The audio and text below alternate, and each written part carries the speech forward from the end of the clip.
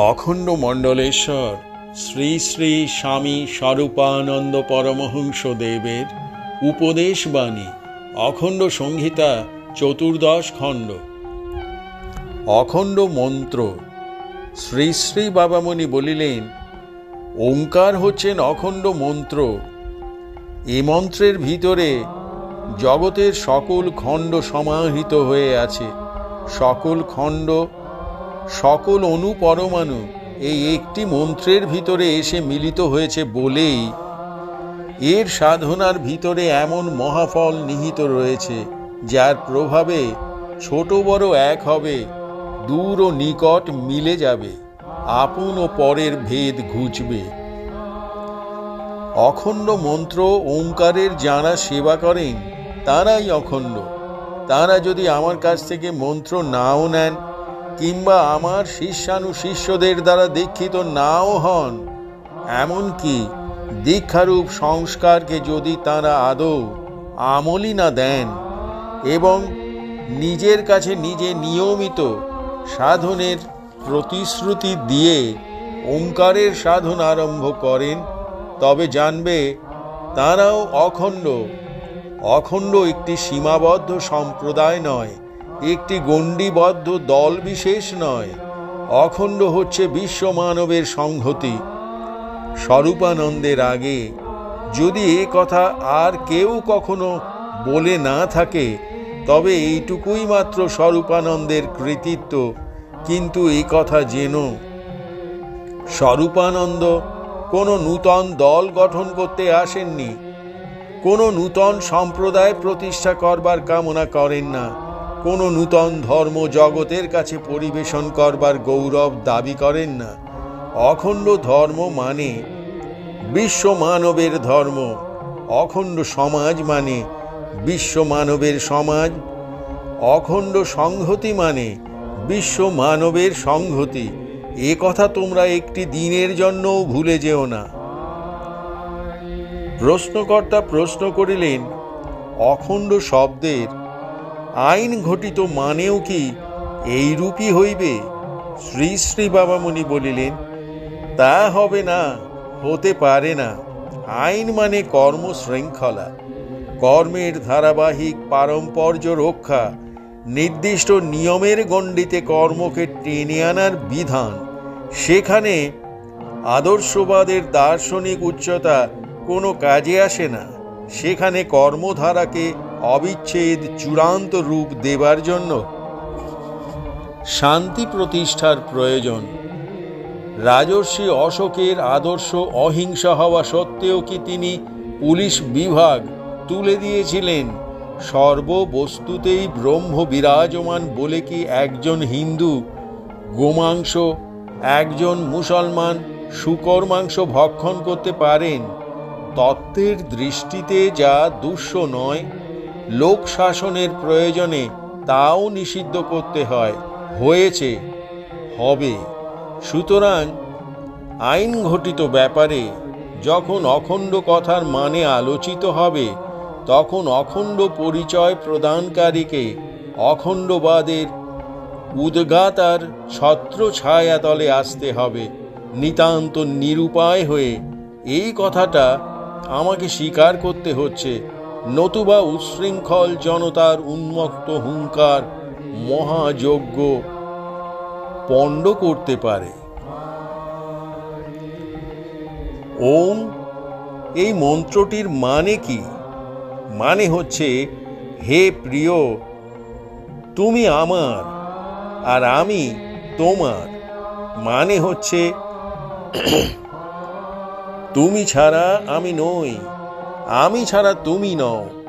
মানে হচ্ছে, তুমি আমি, আমি তুমি।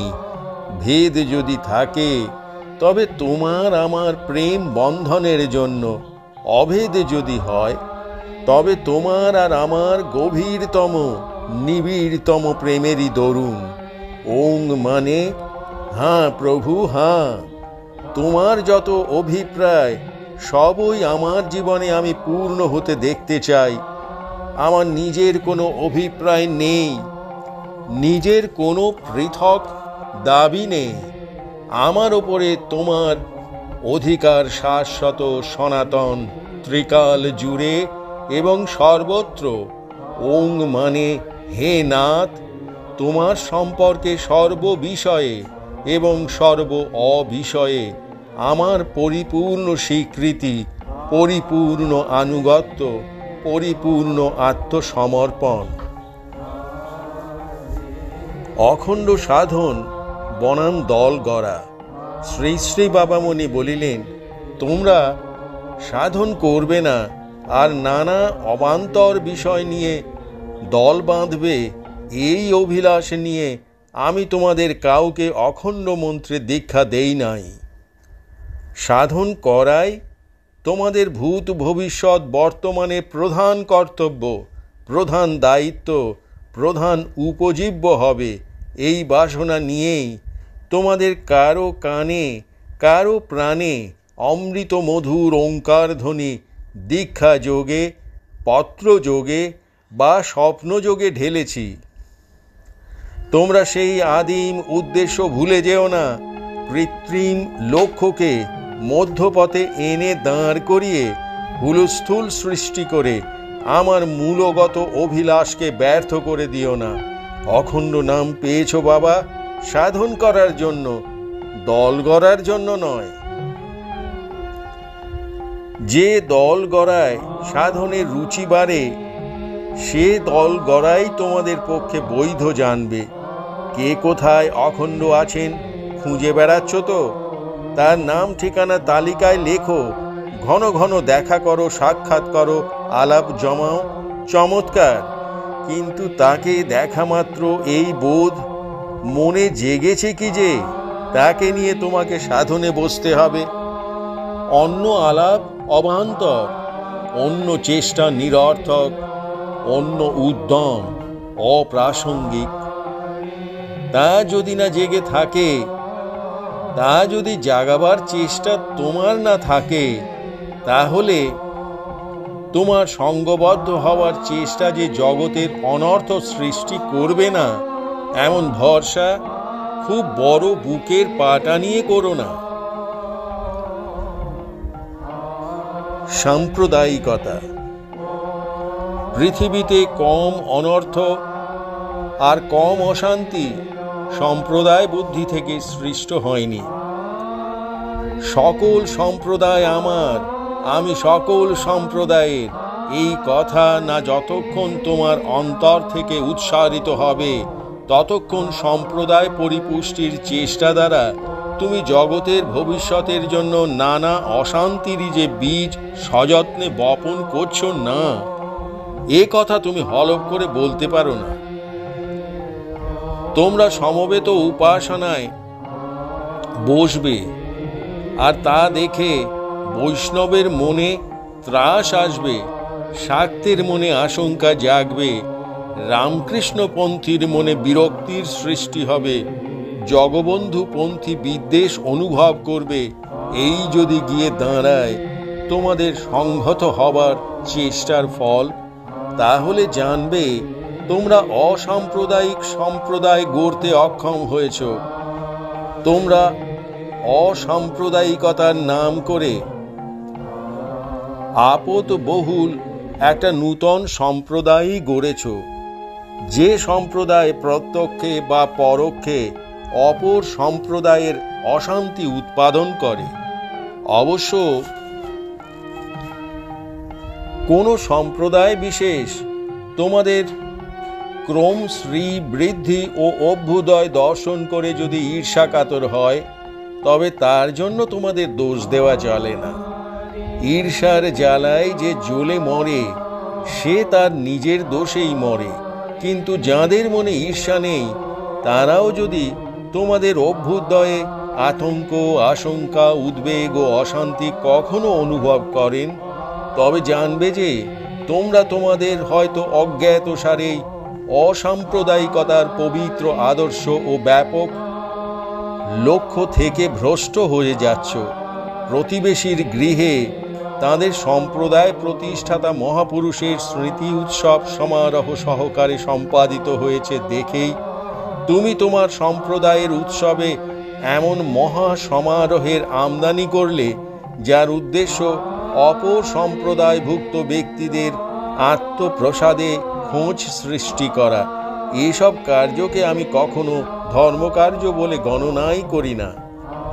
আমার মতে এসব হচ্ছে উগ্র সাম্প্রদায়িকতার এক প্রচ্ছন্ন রাজসিক মূর্তি। অখণ্ডেরা হবে অসাম্প্রদায়িক সম্প্রদায়।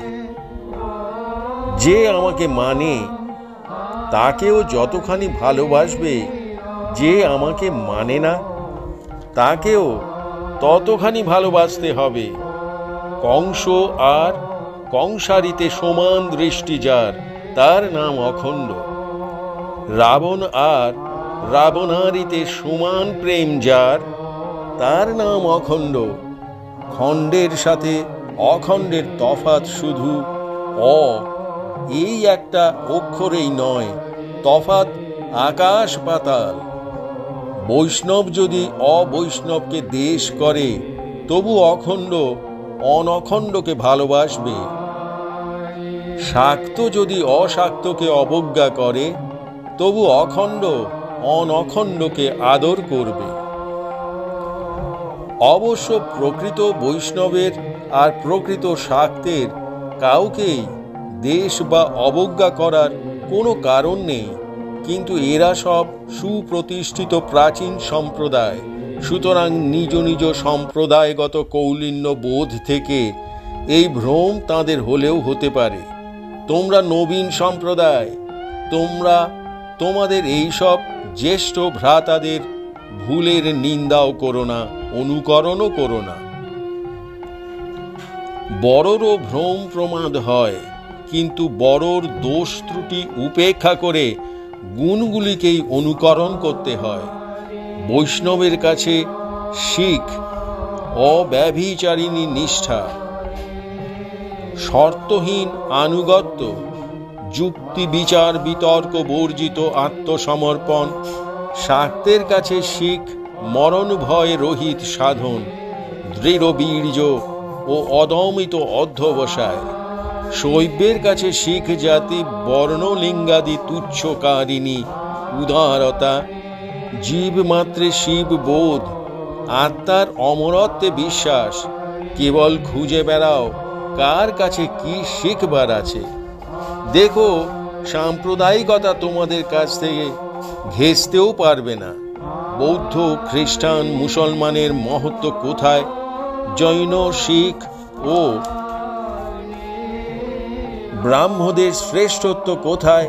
কেবল তাই খোঁজো।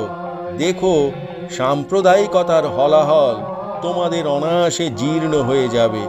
অখণ্ড বলে একটা সম্প্রদায় জগতের মধ্যে অমর হয়ে থাকবে। তোমরা এরূপ কামনা কেন করতে যাবে? প্রত্যেকটা মানুষ সাধক হও। সাধনের সমুদ্রে ডুব দিয়ে প্রত্যেকটি নরনারী অতলের তল দেখে নাও। তার ফলে যা হবার হোক, যা না হবার না হোক। সম্প্রদায়কে নিয়ে অন্তরে কোনো সংকল্প বিকল্পকে উদিত বা বিলীন হতে দিও না। হরি ওম।